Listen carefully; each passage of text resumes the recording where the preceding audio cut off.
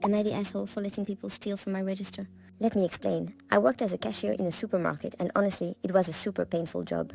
The vibe was bad, and especially the managers were really toxic to the point they were prosecuted and convicted for harassment afterwards. We had typical instructions, like asking customers to open their bags. Personally, I never did it. It made me uncomfortable and also annoyed me. Over time, I started noticing thefts, sometimes young people, sometimes elderly people.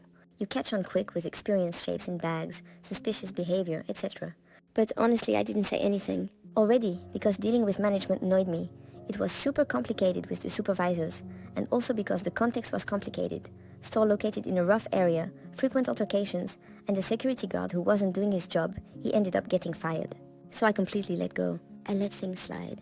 And sometimes, when I couldn't be bothered, I wouldn't scan certain bulky items like water packs. In my head, I told myself it wasn't gonna bankrupt the store, especially given some sketchy internal practices. In the end, fun fact, I was the only cashier who never got hit by a Romani person, or insulted. On the contrary, they called me my daughter, and that little anecdote still follows me. Also, often when the prices of fruits and vegetables were abusive, I would ring up, for example, tomatoes, instead of the displayed price at 7 or 8 euros per kilo.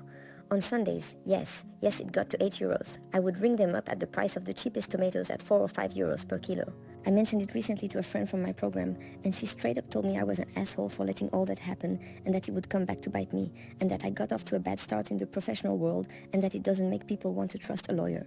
Whereas I don't really see the problem because it wasn't really that scandalous for me, especially back then.